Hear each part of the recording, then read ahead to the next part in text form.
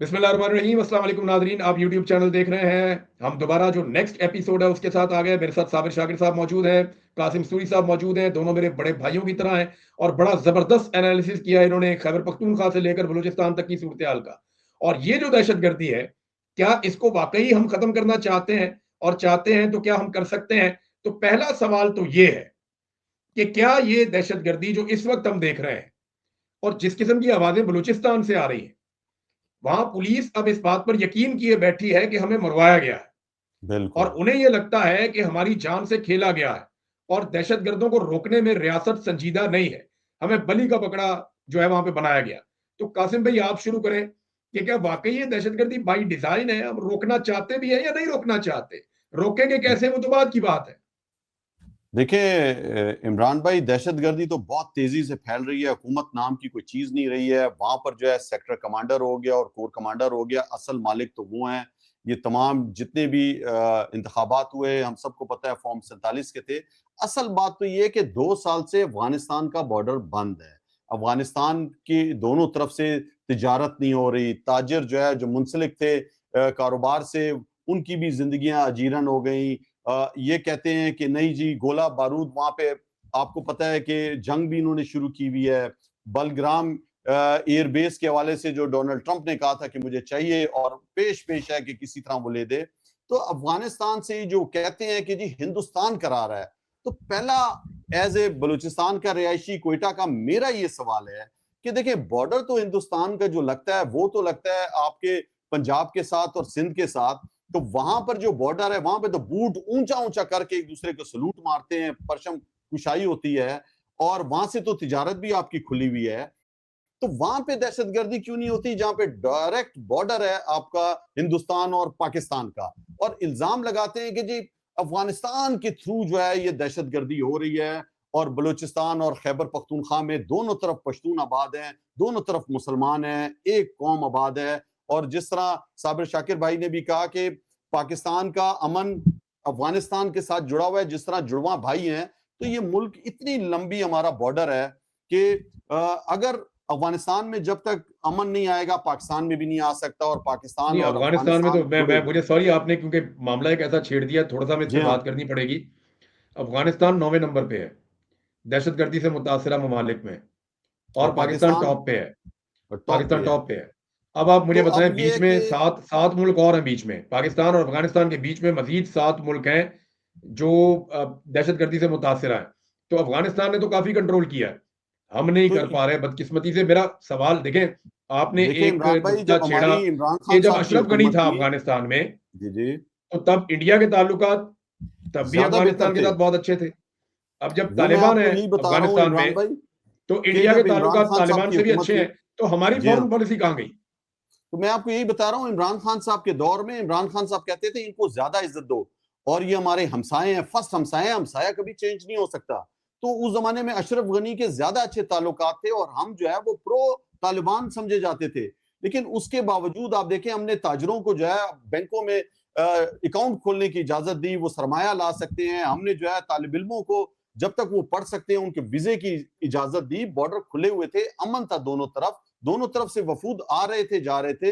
پھر پوری دنیا کے سفیروں کو ہم نے ایگزٹ دیا، ہم نے نکالا ان کو پرامن طریقے سے۔ جب رجیم چینج ہوا افغانستان میں، امریکہ چھوڑ کے چلا گیا، تو اب آپ دیکھیں کہ 180 کا اینگل چینج کرتے ہیں، افغانوں کو گالیاں شروع کر دیتے ہیں۔ پاکستان میں وہ جو بیچارے بلاول پاک پوری دنیا میں سرزمین کا جاتا ہے، ترانہ پڑا افغانستان ہوا نہیں ہے، ان کو جاتا۔ کہتے ہیں نکل جاؤ، یہ بھگوڑے ہیں۔ تو یہ آپ خواجہ آصف کی لینگویج دیکھ لو، آپ D G I S P R کا دیکھ لو، تو ہمارا اتنا گہرا ریلیشن جو ہے انہوں نے تباہ کر دیا۔ اور اب بھی آپ دیکھیں انہوں نے زبردستی نکالنے کی کوشش کی۔ میرا سوال صرف یہ ہے کہ دیکھیں افغانستان میں تو خود تو دہشت گردی ہے نہیں، یہ تو یہاں سے طیاروں کے ذریعے بمبارمنٹ کرتے ہیں، اور ہم سب نے دیکھا، یہ کہتے ہیں کہ دہشت گردوں کا ٹھکانہ تھا۔ بی بی سی بتاتی ہے کہ وہ جو ہے ہسپتال تھا، وہاں پہ جو ہے یہ عام شہریوں کو بھی نشانہ بنا رہے ہیں۔ اب بات یہ ہے کہ یہ کس طرح کمانڈر پاکستان کی سرحد کراس کر کے آ جاتے ہیں جبکہ آپ نے بارڈر تو سیل کیا ہوا ہے؟ اب کس طرح بلوچستان کے اندر یہ دہشت گردی دندناتی پھر رہی ہے؟ آپ کوئی ایسا ضلع نہیں ہے، کوئٹہ شہر جس میں سب سے بڑی فوجی چھاونی ہے، آپ اس کے ارد گرد کے علاقے دیکھ لو کہ 1 کلومیٹر بھی 1.5 کلومیٹر کا بھی فاصلہ نہیں ہے ہنا جھیل اور یہ انوڑا کا علاقہ جو ہے وہاں پر دہشت گردی ہو رہی ہے, وہاں پر لوگ خود چھڑا کے لا رہے ہیں, اور فورسز نام کی چیز نہیں ہے. ایپیکس کمیٹی کی میٹنگ ہو رہی ہے کوئٹہ میں, آپ کا فیلڈ مارشل عاصم منیر آیا ہوا ہے, آپ کا وزیر اعظم آیا ہوا ہے, لیکن وہ دھرنے میں جو لاشیں لے کر بیٹھے ہوئے ہیں تابوتوں میں لوگ, فورسز کے لوگ شہید ہوئے ہیں. آپ سوچیں پولیس کے لوگ شہید ہوئے ہیں, ان کو مار دیا, ان کے منہ پر تیزاب مار دیا, ان کی شناخت ختم کر دی ہے. وہ شہدا یہ اگر کو پاکستان تحریک خاندان لے کر انصاف بیٹھا ہوا کے ہے, کسی یہ ان سے ملنے پاکستان تک تحریک نہیں گئے. انصاف کے کسی احتجاج کے دوران کسی حادثے میں یا کسی گاڑی کے نیچے آ کے بھی کوئی پولیس والا شہید ہو جاتا تو یہ اس کے نماز جنازہ میں آنکھوں سے انگارے نکالتے ہوئے جاتے اور وہاں جا کر ان کے گھر میں بھی بات چیت کرتے. میں صابر بھائی دیکھیں, ایک حقیقت آپ کے سامنے رکھتا ہوں, پھر سوال رکھ دیتا ہوں. حقیقت یہ ہے, دنیا میں جہاں سے بھی معدنیات نکلتی ہے نا, وہاں کے لوگ یا تو بہت زیادہ خوشحال ہو جاتے ہیں یا مکمل طور پہ برباد ہو جاتے ہیں. ان کے پاس تیسرا آپشن کوئی نہیں ہوتا. اگر تو ان لوگوں کے ساتھ کوارڈینیشن کی جاتی ہے, ان کے ساتھ بات چیت کی جاتی ہے, ان کے ساتھ مل کر نکالی جاتی ہے, تو وہ لوگ بہت خوشحال ہو جاتے ہیں. اور دوسرا جو آسان طریقہ ہے کہ اگر کوئی قابض ہو کر وہاں سے نکالنا چاہے تو ان لوگوں کو تباہ و برباد کر دیا جاتا ہے. افریقہ میں یہی ہوا آج تک, ابھی سوڈان میں بھی ہو رہا ہے. دنیا میں جہاں جہاں پہ معدنیات ہیں, یورپی ممالک نے, امریکہ نے, ایک تاریخ ہے لمبی, انہوں نے یہی کام کیا ہے. تو میرا آپ سے سوال یہ ہے کہ بلوچستان میں کیا واقعی ہماری ریاست چاہتی ہے کہ دہشت گردی ختم ہو جائے اور یہ گروپ بندی اور یہ لڑائی رک جائے؟ دیکھیں, نمبر 1, بلوچستان اس وقت پورے پاکستان میں باقی تینوں صوبے ملا لیں تو ان سے زیادہ رقبہ بلوچستان کا ہے. جی ہے. ٹھیک ہے جی, یعنی آدھا پاکستان اس وقت بلوچستان ہے, آدھے سے زیادہ. پہلے ہم نے کیا کیا 1970-71 میں, آدھے سے زیادہ پاکستان جو آبادی کے اعتبار سے تھا, ہم نے وہاں کیا کیا, وہاں پہ انریسٹ, وہیں پہ آپریشن, وہیں پہ فورسز, اور وہ الگ ہو گیا اور الگ کر دیا گیا. میں تو یہ کہوں گا کہ الگ کر دیا گیا, کیونکہ آج بھی ہمیں بنگالی بھائی ملتے ہیں تو وہ کتنے پیار سے ملتے ہیں. عمران بھائی مجھے ملتے ہیں, آپ کو ملتے ہیں, کتنے پیار سے ملتے ہیں. پچھلے دنوں مجھے ایک ملے اور وہ 40 سال پہلے انہوں نے بنگلہ دیش چھوڑا اور وہ آئے ہوئے ہیں یہاں پہ, اور انہوں نے کہا کہ پاکستان کا کیا حال ہے. تو میں نے کہا پاکستان کا حال یہ ہے, چل رہا ہے سلسلہ. کہتے ہیں عمران خان کدھر ہے؟ میں نے کہا وہ جیل میں. کہتے اس کو آرمی نے جیل میں رکھا ہوا ہے. انہوں نے کہا ہمارے ساتھ بھی یہی ہوا تھا. ٹھیک ہے, یہ 40 سال اس نے چھوڑا ہوا ہے بنگلہ دیش کو, ڈھاکہ کو, سلہٹ کا تھا وہ. تو اس نے کہا ہمارے ساتھ بھی آرمی نے یہی کیا تھا, اب بھی آرمی یہی کر رہی ہے. تو کہتا ہم نے تو جان چھڑوا لی حسینہ واجد کے پہ, حالانکہ وہ حسینہ واجد کا بھی وہ مخالف تھا, اور اس نے کہا ہماری تو جان چھوٹ گئی, ہم نے تو نکال لیا, اور اب آپ کوشش کریں. اس وقت آبادی کے اعتبار سے سب سے بڑا, اور اب رقبے کے اعتبار سے. اور یہاں پہ وہ جو آپ نے معدنیات کی بات کی ہے, اور حیرت انگیز طور پہ اچھی بات ہے, ہم یہ نہیں کہتے کہ غلط ہے, تمام معدنیات جتنی بھی سائٹس ہیں وہ ایکٹیو ہیں, فعال ہیں, وہاں سے معدنیات نکل رہی ہیں, وہ کوئی ڈسٹربنس ادھر نہیں ہے. ٹھیک ہے, اب پریورٹی کیا ہے؟ اب ذرا پریورٹی دیکھ لیتے ہیں کہ بلوچستان پریورٹی ہے یا نہیں ہے. کیونکہ مجھے شک پڑتا ہے, جو ہے نا شک, وہ یہ ہے کہ کشمیر کو بلا وجہ وہاں پہ گولی چلائی گئی. بھائی پرامن لوگ ہیں, آئے ہیں, بات چیت کر رہے ہیں, ڈیمانڈ کر رہے ہیں, مظفر آباد چلے بھی گئے تو کون سی قیامت آ جائے گی. وہاں پہ بھی گولی چلا دی گئی اور وہاں پہ بھی انریسٹ ہو گیا. اب بلوچستان میں آ جائیں. پچھلے 4 سالوں میں جو پچھلے پروگرام میں وہ آپ نے بات کی تھی, ایک ڈیٹا دیا تھا, وہ بات رہ گئی کہ مسئلہ کیا ہے. پچھلے 4 سالوں میں جب سے رجیم چینج آپریشن ہوا ہے, اس میں پریورٹی کیا ہے؟ پہلے 6 مہینے نکال دیں, نومبر تک ہمارے موجودہ فیلڈ مارشل آئے ہیں. پریورٹی کیا ہے؟ پریورٹی رہی ہے کہ پاکستان تحریک انصاف جو سب سے بڑی سیاسی جماعت ہے وہ ٹارگٹ رہی ہے, اور اس جماعت کے ساتھ ان کی لیڈرشپ, یہ پریورٹی رہی ہے کہ ان کو کرش کرنا ہے, اور اسی میں پھر 9 مئی آ جاتا ہے. اس کے ساتھ ساتھ جس نے بھی جو اس سیاسی ایجنڈے کو, پولیٹیکل پرسنل ایجنڈے کو جو فالو نہیں کرتا, اور اس کو بھی آپ نے کرش کرنا ہے. اس میں میڈیا بھی آ گیا. آپ نے عدلیہ کے 2 ٹکڑے کر دیے, پھر اس میں سے 3 ٹکڑے کر دیے, مرکزی سپریم کورٹ کے بھی اور صوبائی عدلیہ جو ہائی کورٹس ہیں ان کے بھی. ٹکڑے ٹکڑے کر دیے. اس کے بعد آپ نے پارلیمان کے بھی ٹکڑے ٹکڑے کر دیے اور یہ کام سلسلہ شروع کر دیا. میڈیا کو آپ نے بند کر دیا, سوشل میڈیا, ڈیجیٹل میڈیا. صرف یہ کہ ہمارا جو میرا پولیٹیکل ایجنڈا, ہمارا نہیں, میرا جو ذاتی پولیٹیکل ایجنڈا ہے وہ نافذ ہونا چاہیے. 100 ارب روپیہ خرچ کر دیا آپ نے صرف فائر وال پہ. جی ہاں, ٹھیک ہے. اس کے بعد سوشل میڈیا کو, ڈیجیٹل میڈیا کو, الیکٹرانک میڈیا کو برائب کرنے کے لیے, اپنا بیانیہ دینے کے لیے کتنا خرچ کیا, کیونکہ ساری توجہ آپ کی ادھر ہے. پورا ایک ٹینیور آپ نے اس پہ گزار دیا.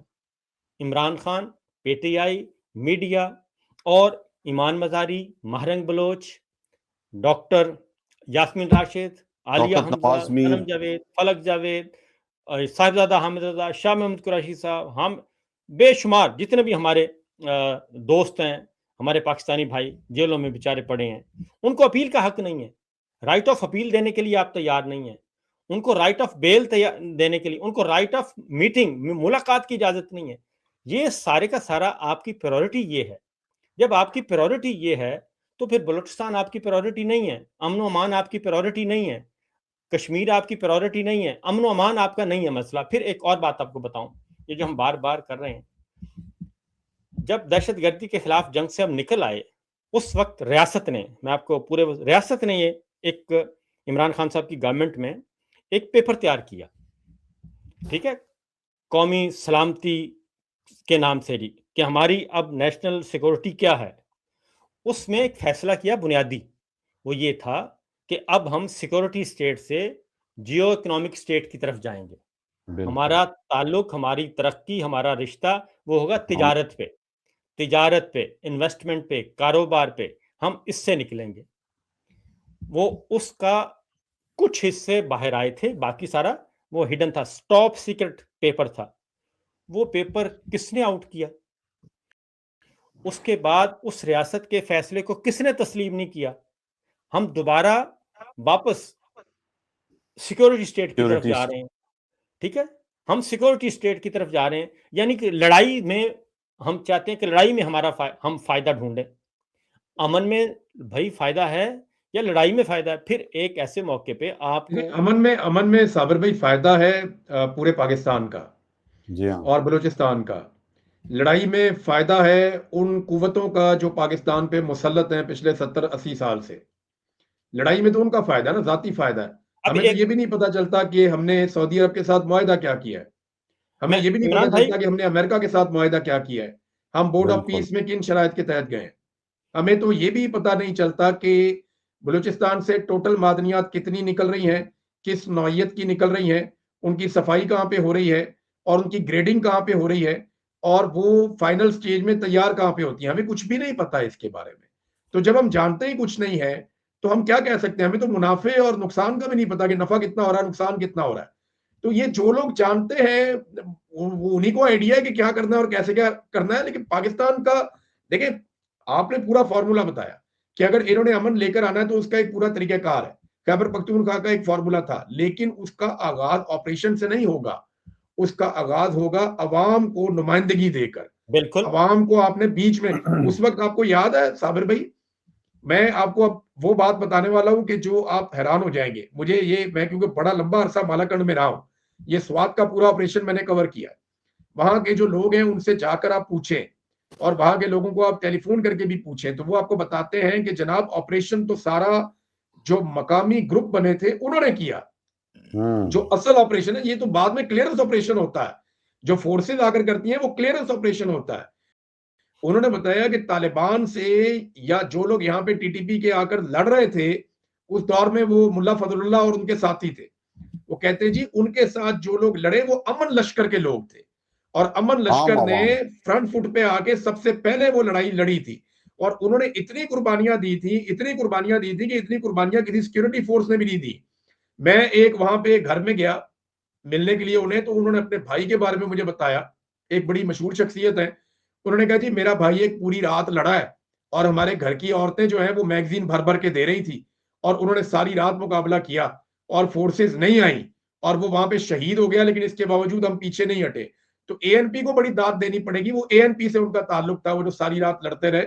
کچھ پولیس والوں نے بڑی اچھی لڑائی لڑی. تو میں آپ کو یہ بتا رہا ہوں کہ یہ جو کلیئرنس آپریشن ہوتا ہے اس کے لیے تو فورسز آتی ہیں، لیکن لڑائی مقامی لوگوں نے لڑنی ہوتی ہے، تو وہ تب لڑتے ہیں جب ان کے پاس مینڈیٹ ہوتا ہے، جب ان کے اپنے نمائندے ان کے اوپر بیٹھے ہوئے ہوتے ہیں، جب وہ سٹیک ہولڈر ہوتے ہیں. آج بلوچستان کا کوئی آدمی بھی اس لڑائی میں اپنے آپ کو سٹیک ہولڈر ہی نہیں مان رہا.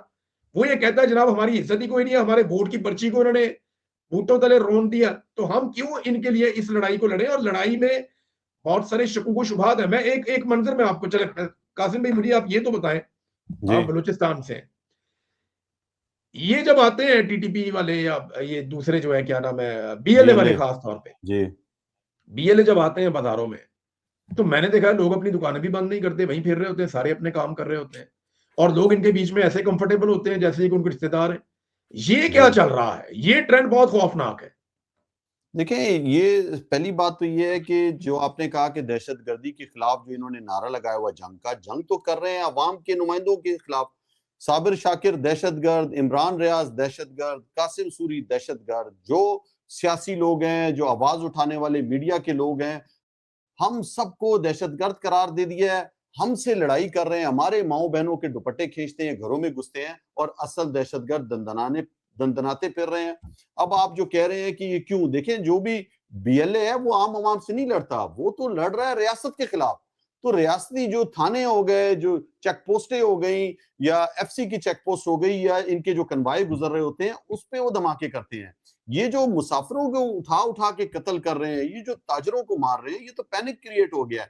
اس سے پہلے بلوچ بیلٹ میں تھا، اب پشتون بیلٹ کے اندر بھی یہ ساری چیزیں ہو گئی ہیں. آپ نے بتایا، دیکھیں سیندک ہو گیا، ریکوڈک ہو گیا، تو عمران خان صاحب کے دور میں منتخب حکومت تھی، ہم جو ہے وہ یہاں کی فلاح بہبود کے لیے بھی کام کر رہے تھے، ہم نے ان کو پیکج دیا، بلوچستان کے اندر امن تھا. سی پیک روٹ جو ہے وہ ژوب سے لے کر کشلاگ تک ہم نے بنانے کا اعلان کیا، ہم نے چمن سے لے کر کوئٹہ اور پھر کراچی دوراہا روڈ کا اعلان کیا. تو عمران خان تو چیزوں کو لے کر چل رہے تھے. اب آپ کے سامنے جب سے رجیم چینج آپریشن ہوا ہے تو عاصم منیر کے اوپر تو عمران خان فوبیا سوار ہے. وہ تو آپ دیکھ لیں کتنا پینک ہو گئے ہیں، اور آپ ابھی اس ٹائم ان کی جو کنڈیشن آپ دیکھیں کہ وہ جو ہے ان سے تو سنبھالا نہیں جا رہی ابھی چیزیں. اپنی برانڈنگ کر رہے ہیں سوشل میڈیا پہ کہ جی ان کو فیلڈ مارشل سے بھی پتہ نہیں اوپر کیا بننا چاہ رہے ہیں. میرا صرف سوال یہ ہے کہ بلوچستان کے لوگوں کا قصور کیا ہے؟ آپ مجھے بتائیں کہ ہم 5% آبادی ہے اور مارے کھا رہے شروع سے، وہاں پہ انفراسٹرکچر نہیں ہے، وہاں پہ روزگار نہیں ہے، بارڈر سے روزگار تھا افغانستان کے اور ایران کے، وہ بند کر دیا ہے. تو ہم جائیں آخر کدھر جائیں؟ بجلی وہاں پہ 24 گھنٹے میں سے آپ 20 گھنٹے بجلی نہیں دیتے ہو، اور جو بیچارے مقامی لوگ فورسز کے اندر جنہوں نے نوکریوں کے لیے اپنے روزگار کے لیے بھرتی ہوئے، وہ پولیس کے اندر یا لیویز کے اندر، اب ان کو آپ جا کے مروا دیتے ہو، ان کی لاشیں تک لاتے نہیں ہو، تو بیچارہ غریب بلوچستان کا کدھر جائے؟ آپ مجھے بتائیں. آپ وہاں پہ جو الیکشن ہوا ہے 2024 کا 8 فروری کا، کرنل ہاشم اربوں روپے لے گیا، ایک حلقے سے 20 امیدواروں سے پیسے لے کر گئے ہوئے ہیں. تو یہ تو اربوں روپے جو ہے انہوں نے تو لوٹا ہے پیسے لوگوں سے. اور اب کیا مینڈیٹ ہے؟ مجھے بتائیں کہ سرفراز بگٹی جو وزیر اعلیٰ ہے، پڑھا لکھا آدمی ہے، وہ بیچارہ کیا کر سکتا ہے؟ اس کے ہاتھ میں کچھ ہے ہی نہیں. اس کو تو یہ آگے بھیج دیتے ہیں کہ تم جا کے مذاکرات کرو، تم یہ اعلان کر دو. جو کام ہے وزیر داخلہ کا محسن نقوی، وہ تو امریکہ میں گھوم رہا ہے. اس کو تو محمدانی جو نیو یارک کا ابھی میئر لگا ہے، وہ اس سے نہیں مل رہا. اس کا کام تھا یہ کہ بلوچستان میں جائے. یہ تو کہتے ہیں جی ایک ایس ایچ او کی مار ہے بلوچستان. وہ آزاد کشمیر میں لوگ مر رہے ہیں، وہاں پہ ناکہ بندی کی بھی ہے، خوراک کی، ادویات کی، وہاں پہ لوگ سراپہ احتجاج ہیں، وہ جا کے نہیں کر رہا. یہ جو ہے وہ باہر دنیا میں پھر رہا ہے. تو آپ مجھے بتائیں، یہ سب سے منظور نظر ہے عاصم منیر کا، تو پھر ملک چلے گا کس طرح؟ آپ پنجاب میں دیکھ لیں، ماروائے عدالت 1000 سے زیادہ لوگوں کو مار دیتے ہیں. انویسٹمنٹ کے نام پہ جو عورتیں آتے ہیں ان کی عزتیں لوٹ رہے ہیں. تو یہ حکمران طبقہ جو لے کے آیا ہوا ہے فارم 47 کا، عاصم منیر جو سمجھتا تھا 3 دفعہ کا تجربے کار ہے جی، عمران خان تو ناکام اور وہ نہ تجربے کار تھا، ہم سب. اب آپ دیکھ لیں عمران خان کو لوگ یاد کر رہے ہیں. وہ دور تھا، انویسٹمنٹ کا دور تھا، پہیا چل رہا تھا، معیشت چل رہی تھی، فیکٹریاں چل رہی تھی، روزگار مل رہا تھا، کسان 4%، فصلیں ہماری زیادہ ہوئی تھی. اب تو 35 لاکھ ٹن گندم کم ہو گئی ہے، یہ کہہ رہے ہیں کہ ہم نے منگانی ہے. کسان بیچارے سے روپے میں گندم نہیں لیتے، اب ڈالروں میں باہر سے لیں گے اور لاکھوں روپے کمیشن کھا جائیں گے. تو ان کی کوئی اکانومک ان کی پالیسی نہیں ہے, معیشی پالیسی نہیں ہے, کوئی ان کی دہشت گردی کے خلاف پالیسی نہیں ہے, یہ ڈنڈا چلا رہا ہے. اس کا خیال ہے کہ شاید خوف سے کچھ ہو جائے گا. دیکھیں یہ اس ٹائم تو منظور نظر بنا ہوا ہے ڈونلڈ ٹرمپ کا بلو آئی.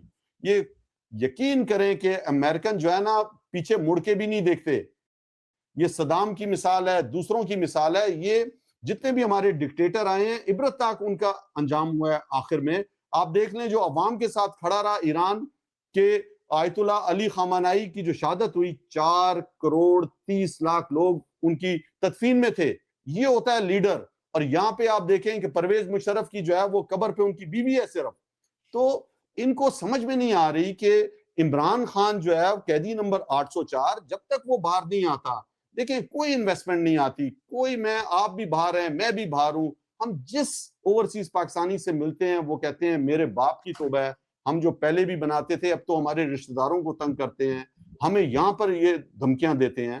تو دیکھیں ملک اس طرح نہیں چل سکتا عمران بھائی. ملک جو ہے وہ جب تک آپ فیئر اینڈ فری الیکشن نہیں کراتے, آپ جھوٹے مقدمات نہیں ختم کرتے, عدلیہ کو آزاد نہیں کرتے, ہیومن رائٹس کی وائلیشن کو نہیں روکتے, تو یہ اس ریٹائرڈ فوجی افسروں کو آپ سیمی محکموں میں لگا دو گے, آپ اپنے منظور نظر لوگوں کو لے آؤ گے, تو ملک تو تباہ انہوں نے کر دیا. اتنا خوبصورت ہمارا پاکستان, آپ یقین کریں خون کے آنسو دل روتا ہے کہ یار یہ اتنا پیارا پاکستان انہوں نے کس حلیے میں لیا ہے. یہ چاہتے کیا ہیں؟ کشمیر کے مظلوم لوگ ہیں ان پہ بھی گولیاں برسا رہے ہیں. پشتون تو تھا غدار, بلوچ تو تھا غدار. آپ اب جو ہے کشمیری جو سب سے مظلوم لوگ ہیں, آپ دیکھیں پوری دنیا میں اب جو کشمیری جو پہلے ہندوستان کے سفارت خانوں کے باہر احتجاج کرتے تھے, آپ خود تاریخ کے سب سے بڑے احتجاج میں آپ دونوں شامل تھے لندن میں, تو آپ کہ وہ آپ دیکھیں آپ نعرہ لگا رہے ہو پاکستان, وہ سارے کہتے ہیں پاکستان زندہ باد, اور یہ ان کو دہشت گرد قرار دے رہے ہیں, یہ ان کو جو ہے تلے ہوئے ہیں. وہ زور لگا رہے ہیں کہ کچھ کر کے ان کو ہم دہشت گرد ثابت کر دیں کسی طرح. وہ کہہ رہے ہیں پاکستان زندہ باد, اور یہ کہہ رہے ہیں نہیں نہیں یہ دہشت گرد ہے. تو یار خدا کا نام لو, ریاست ایسے کام نہیں کرتی. ریاست تو بہانہ ڈھونڈتی ہے کہ کوئی آدمی ہماری بات کے اوپر آ جائے. ریاست تو راستہ نکالتی ہے کہ جتنے زیادہ لوگ ریاست کے ساتھ جڑے اور ریاست کی پالیسی پہ آئیں. لیکن ذاتی مفاد ہے نا, ذاتی انا ہے, ذاتی مفاد ہے, پاکستان پہ کنٹرول کی پالیسی ہے. صابر بھائی وے فارورڈ, ابھی میں چاہتا ہوں کہ کیونکہ یہ ویلوگ اب ختم ہونے والا ہے, تو 2 منٹ میں آپ دونوں حضرات مجھے باری باری بتائیں کہ what is the way forward. Balochistan, میں کیونکہ اب یہ بلوچستان پہ بات کر رہے تھے, کشمیر پہ ہم نے آج سے 2-3 دن کے بعد ہم کشمیر کے اوپر ایک اسی طرح پوری ایک ایپیسوڈ کریں گے, لیکن پہلے بلوچستان اس کو کنکلوڈ کر لیتے ہیں. وے فارورڈ کیا ہے صابر بھائی؟ سر بلوچستان کا وے فارورڈ بالکل بڑا کلیئر ہے, اور وہ یہ ہے کہ وہاں پہ جو ہائیبرڈ نظام ہے, ہائیبرڈ پلس نظام ہے, وہ ختم کیا جائے. وہاں کے جو حقیقی پولیٹیکل لیڈرز ہیں, پولیٹیکل پارٹیز ہیں, پولیٹیکل لیڈرشپ ہے, اس کو آگے آنے دیا جائے, پابندیاں ختم کی جائیں, اور وہاں کے لوگوں کو انگیج کیا جائے. اس میں کوئی مشکل کام نہیں ہے, نمبر 1. نمبر 2 یہ کہ جو ہمارے فیلڈ مارشل کا ویژن ہے انہیں تسلیم کر لینا چاہیے کہ ان کا ویژن, ان کا ایجنڈا وہ قابل عمل نہیں رہا. ان کی ٹیم ناکام ہو چکی ہے, اور جو انہوں نے ایک ویژن لے کر آئے تھے وہ ویژن سارے کا سارا فلاپ ہو گیا ہے. اور اب ان کو, میں تو یہ کہوں گا, کسی اور کو نہیں کہوں گا, ان کو سٹیپ ڈاؤن کرنا چاہیے, اور ان کے بس کا یہ کام نہیں ہے. کیونکہ اس کی ریزن یہ ہے کہ جب آپ ہر چیز فرد واحد میں مرتکز کر دیں گے, سب کچھ ایک فرد واحد کے میں مرتکز ہو چکا ہے. پہلے ہمارے جو ادارے تھے, افواج پاکستان, مسلح افواج, ان کے اندر بھی مشاورت کا عمل تھا. ایک جوائنٹ سٹاف ہیڈ کوارٹر ہوتا تھا, chairman joint chief of staff committee ہوتا تھا, نیچے ایئر چیف ہوتے تھے, نیول چیف ہوتے تھے, آرمی چیف ہوتے تھے, اور ایس ڈی پی کے جو اسٹریٹجک ڈویژن کے کمانڈر ہوتے تھے, ڈی جی آئی ہوتے تھے, ڈی جی ایم آئی ہوتے تھے, ڈی جی ایم ہوتے, وہ سارے بیٹھ کے ایک ڈسکشن ہوتی تھی, اور چیئرمین اس کو ہیڈ کر رہا ہوتا تھا. اس میں سب کھل کر بولتے تھے. وہ سارے کا سارا جو سسٹم ہے ڈسکشن کا, تھنک ٹینک, وہ ختم کر دیا آپ نے. اور یہ سب کچھ آپ چیف آف ڈیفنس فورسز بھی بن گئے, آپ فیلڈ مارشل بھی بن گئے, آپ آرمی چیف بھی بن گئے, اور تمام ارتکاز ہو گیا ان کی ذات میں. اب آپ وائٹ ہاؤس جاتے ہیں, کسی کو نہیں پتا, ریاست لا علم ہے کہ آپ نے وائٹ ہاؤس میں کیا ڈیل کی ہے, اور پارلیمان کو نہیں پتا, کیبنٹ کو نہیں پتا, نیشنل سیکورٹی کمیٹی کو نہیں پتا. ہمیں نہیں آج تک کہیں سے کوئی اطلاع آئی ڈائریکٹلی یا انڈائریکٹلی کہ انہوں نے بریف کیا ہو. کور کمانڈرز کی پریس کانفرنس آتی ہے, پریس ریلیز آتی ہے, اس میں بتایا جاتا ہے کہ یہ ایشو ڈسکس ہوئے, لیکن ہم نے کبھی نہیں دیکھا کہ انہوں نے کہا ہو کہ اس پریس ریلیز میں بتایا ہو کہ فیلڈ مارشل نے, آرمی چیف نے کور کمانڈرز کو, فارمیشن کمانڈرز کو اپنے دورہ امریکہ کے بارے میں اعتماد میں لیا.